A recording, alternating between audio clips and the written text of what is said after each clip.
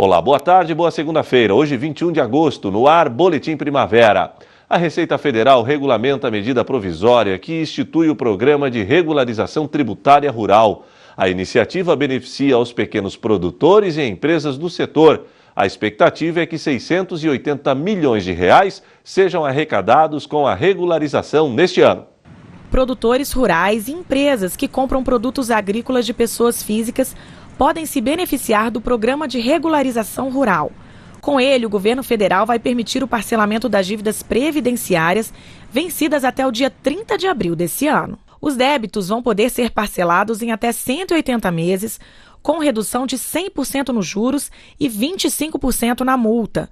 A medida vale para grandes e pequenas empresas e produtores, mas quem tiver dívidas de no máximo 15 milhões de reais recebe ainda mais benefícios. Esse programa ele beneficia desde o pequeno produtor rural, pessoa física, a pequena empresa que adquiriu, até a grande empresa. Sendo que os pequenos, aquelas dívidas até 15 milhões de reais, nós temos uma condição favorecida, que é o pagamento com base em um percentual, 0,8% da receita bruta, de forma que não comprometa essa capacidade financeira, o fluxo de caixa, enfim, que esse pequeno produtor possa continuar investindo aí no seu negócio, na sua produção rural. 18 mil contribuintes e 17 bilhões de reais em dívidas. Esse é o cenário que fez com que o governo autorizasse o refinanciamento desses valores em atraso. A expectativa é que sejam arrecadados 680 milhões de reais em 2017 e outros 570 milhões no ano que vem.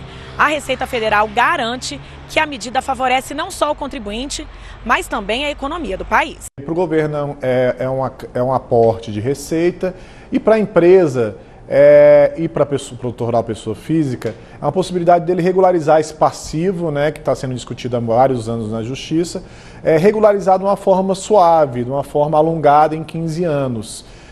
Permitindo aí que ele tenha sua regularidade fiscal, ele continue contratando com empréstimos com o setor público, enfim, é bom para os dois lados adentrar nesse programa.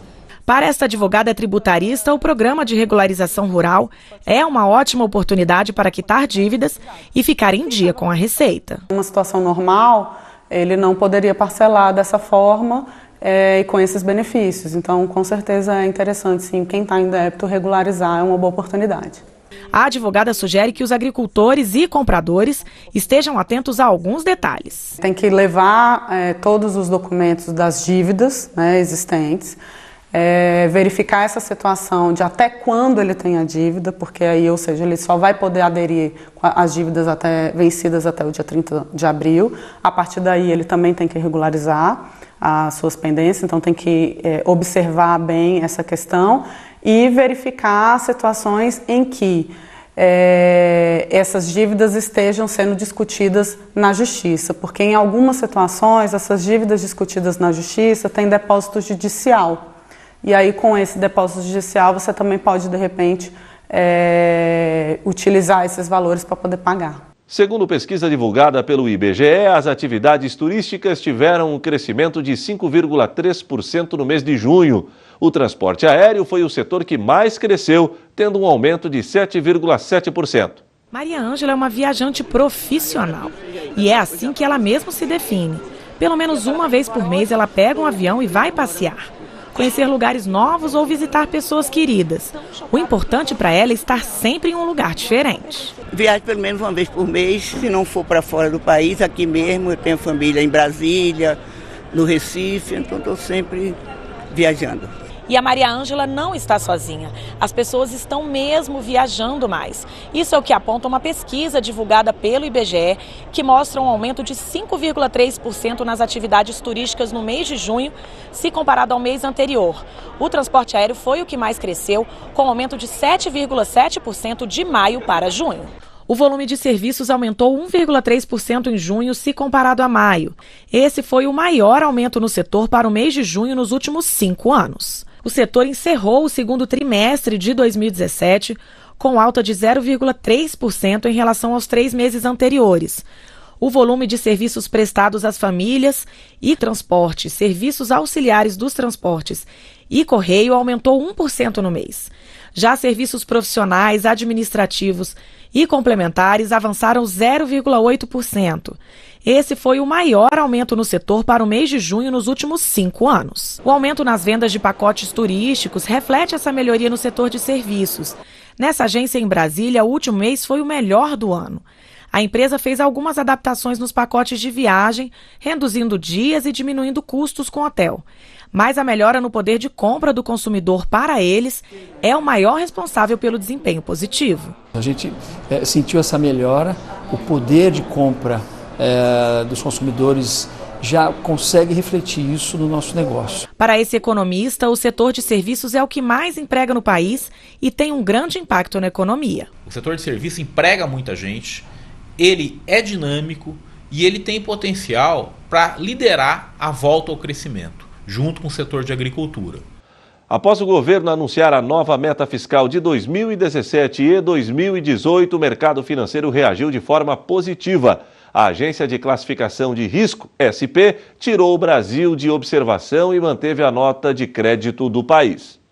No mesmo dia em que o governo anunciou a mudança da meta fiscal de 2017 e do ano que vem, uma das principais agências de classificação de risco do mundo tirou o Brasil de observação e manteve a nota de crédito do país. Indicou ainda que a economia dá sinais de que se estabilizou, enquanto o governo segue comprometido com o controle dos gastos públicos.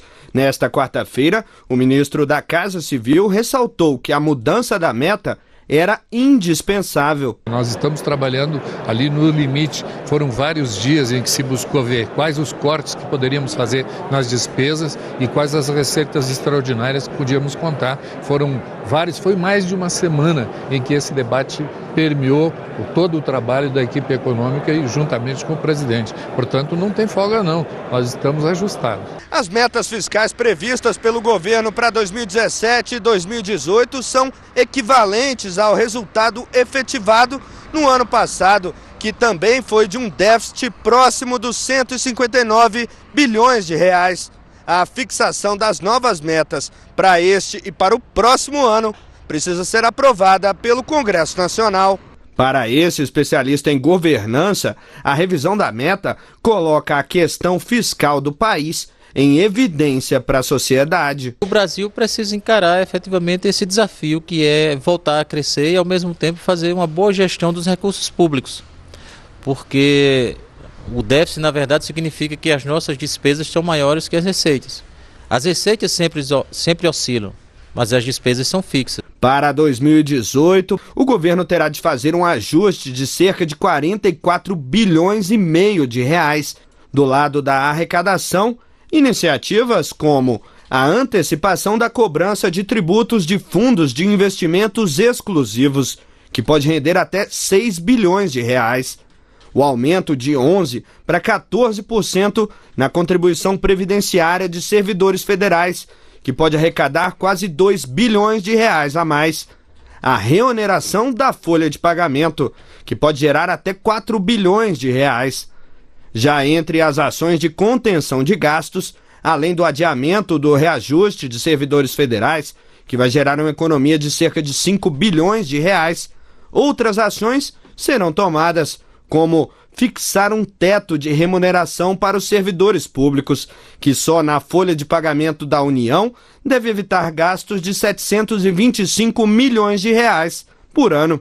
Cancelar os reajustes de cargos comissionados e gratificações, uma economia de 175 milhões de reais. Essas medidas também devem passar pela aprovação do Congresso Nacional. O governo anunciou ainda uma proposta de reestruturação das carreiras do Serviço Público Federal, que deve conter as despesas com pessoal no médio e longo prazo. Envolve a redução do salário inicial para R$ 5 mil e o aumento da quantidade de níveis de progressão. A economia pode chegar a 18 bilhões de reais nos próximos 5 anos. Esse economista vê com bons olhos o pacote de iniciativas anunciado. É inadmissível uma pessoa no serviço público ganhar 60 mil por mês. Uma pessoa que não pode ser mandada embora. São 13 milhões e meio de desempregados no Brasil e nós temos marajás no Executivo, no Legislativo e Judiciário. Isso é inaceitável. A medida do governo está correta e digo mais, tem que valer para todo mundo. E o Boletim Primavera fica por aqui. Mais notícias às 7 da noite no Informe Região. Até lá!